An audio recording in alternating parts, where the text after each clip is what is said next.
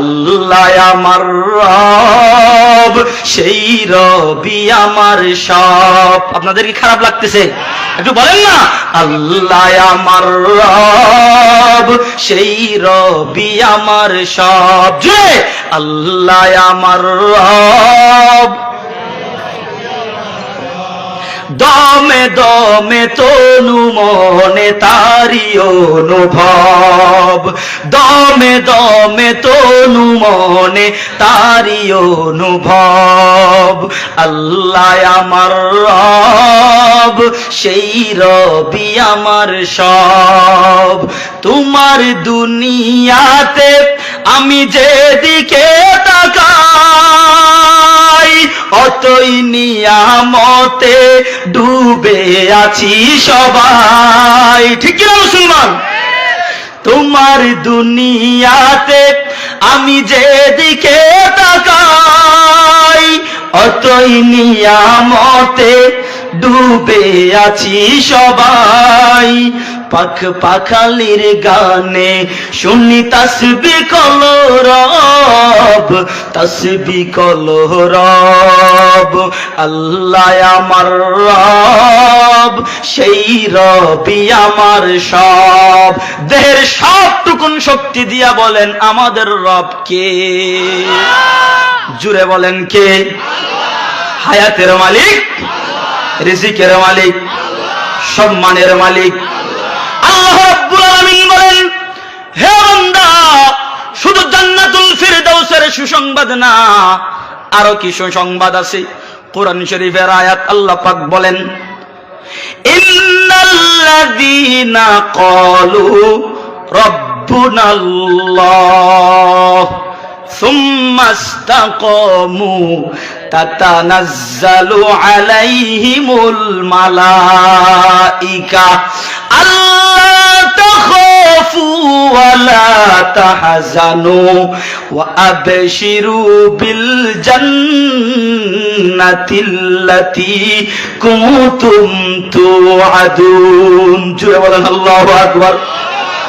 আল্লাহ রাব্বুল আলামিন বলেন, দুনিয়ার ভিতরে যারা বলেছে আমার রব আল্লাহ, আমার হায়াতের মালিক আল্লাহ, আমার রিজিকের মালিক আল্লাহ, যেই মানুষেরা আমি আল্লাহকে রব বলে স্বীকার করেছে, সুম্মা ইসতাকামু, এই রবের উপরে মৃত্যু পর্যন্ত ইস্তেকামত থেকেছে, অটল থেকেছে, দুনিয়ার কোনো বাতিলকে ভয় পায় নাই, ফাঁসির মঞ্চে গিয়েছে, ইসলাম ছেড়ে দেয় নাই, জেলখানায় গিয়েছে, ইসলাম ছেড়ে দেয় নাই, আপনার বিভিন্ন নির্যাতন সহ্য করেছে, ইসলাম ছেড়ে দেয় নাই, তার রব আল্লাহকে সে স্বীকার করেছে, রবকে কোনোদিন ভুলে যায় নাই। আল্লাহ রাব্বুল আলামিন বলেন, তার জন্য সুসংবাদ, তাতানাজ্জালু আলাইহিমুল মালাইকা। যখন এই মানুষটার কাছে আজরাইল ফেরেশতা চলে আসবে, মালাকুল মউত যখন হাজির হয়ে যাবে, তার জান পাখিটা যখন বের করা হবে আস্তে আস্তে করে, আল্লাহ পাক বলেন, তাতানাজ্জালু আলাইহিমুল মালাইকা, এই বান্দার কাছে কিছু নূরের তৈরি রহমতের ফেরেশতা পাঠানো হবে। সুবহানাল্লাহ বলেন। রহমতের ফেরেশতা এসে কি বলবে?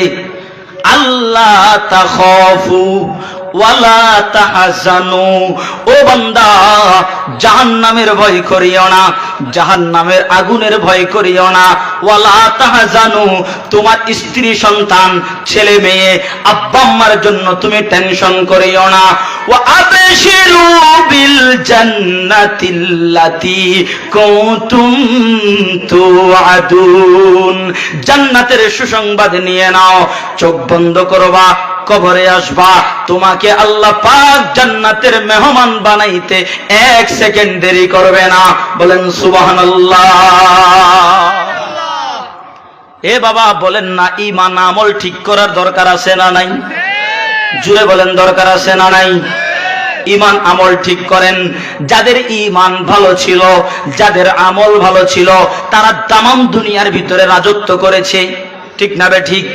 যেমন আল্লাহর পয়গম্বরের সাহাবায়ে কেরাম, তাদের কথা শুধুমাত্র মানুষ জাতি শুনত তা না, জিন্নাত শুনত তা না, বরং বন জঙ্গলের পশু পাখিরা শুনত। সুবহানাল্লাহ বলেন। গাছ বাসের পশু পাখিরা শুনতো। যেমন বুখারী শরীফের একটা ঘটনা আপনাদেরকে আমি শোনাইতে চাই। যাদের ঈমান আমল ভালো তাদের কথা কেমনে বনের পশু পাখিরা শোনে।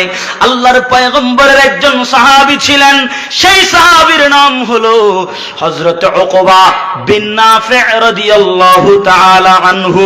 কোন একদিন আল্লাহর পয়গম্বর সাহাবায়ে কেরামদের একটা জামাত নিয়া হযরত উকবাকে আপনার যুদ্ধের সেনাপতি বানায়া দিয়া যুদ্ধের ময়দানে পাঠায়া দিলেন। যেতে যেতে কিছু দূর যাওয়ার পরে বন জঙ্গল পাহাড়ি অঞ্চল। এবার তারা রাত্রিবেলা যখন হয়ে গেল, রাত্রিবেলা একটু তো বিশ্রাম করা দরকার। এবার হযরত উকবা বলেন, হে রাসূলের সাহাবীরা, তোমরা থামো, টাকাও, এখানে আমরা আজকে রাত বিশ্রাম করব। এবার হযরত উকবার কথা শুনে সাহাবায়ে কেরাম তাবু টাকানোর পর সেখানে তারা বিশ্রাম করা আরম্ভ করলো। 5 মিনিট যখন শুইল তখন তাদের কানের ভিতরে বনের পশু পাখিদের আওয়াজ, বন জঙ্গলের হিংস্র প্রাণীদের আওয়াজ, পশু পাখির আওয়াজ, চেঁচামেচি। তারা ঘুমাইতে পারতেছেন না। সাহাবায়ে কেরাম ডাক দিয়া বলেন, হে আমাদের সেনাপতি, হে উকবা, আমরা বন জঙ্গলের পশু পাখিদের জন্য ঘুমাইতে পারি না, কোনো একটা ব্যবস্থা করেন। হযরত উকবা বলেন, আমি এই কথা শোনার পর আমি দৌড়ে পাহাড়ের চূড়ায় উঠে বললাম, খাম থেকে তরবারি বের করলাম। এবার আমি ভাষণ দেওয়া আরম্ভ করলাম, হে বন জঙ্গলের পশু পাখিরা, তোমরা কি আমাদেরকে চিনো নাকি? কয়, আমরা হলাম মহান মালিকের খলিফা। সুবহানাল্লাহ বলেন। মদিনার নবীর সাহাবী, ও বন জঙ্গলের পশু পাখিরা, তোমরা কি আমাদেরকে চিনো না নাকি? শোনো শোনো, আমরা কিছুদিন যাবত এই বন জঙ্গল দিয়া সফর করব, যুদ্ধের ময়দানে যাব, কাফেরদের সাথে আমরা জিহাদ করব। তোমরা যদি আমাদের সামনে পড়ো, তোমাদের গর্দান আমার তরবারি দিয়া দ্বিখণ্ডিত করা হবে। তোমরা বন জঙ্গল খালি করে দাও। বলে, সময় নির্ধারণ করে দিচ্ছি 3 দিন। কয়দিন? 3 দিন সময় দিলেন। হযরত উকবা এবার বলেন, আমি এই ভাষণ দেওয়ার পর মদিনায় গেলাম, আবার যুদ্ধের ময়দানে গেলাম, যুদ্ধের ময়দান থেকে মদিনায় আসলাম। আসা যাওয়ার পথে অনেক সময় পার, অনেক দিন চলে গেল। উকবা বলে, আমি যতদিন পর্যন্ত বন জঙ্গল পাহাড়ি অঞ্চল দিয়ে হাঁটলাম, অতদিন আমার বক্তব্যের পর একটা চড়ুই পাখির আওয়াজ আমি উকবা আমার নিজের কানে শুনি নাই।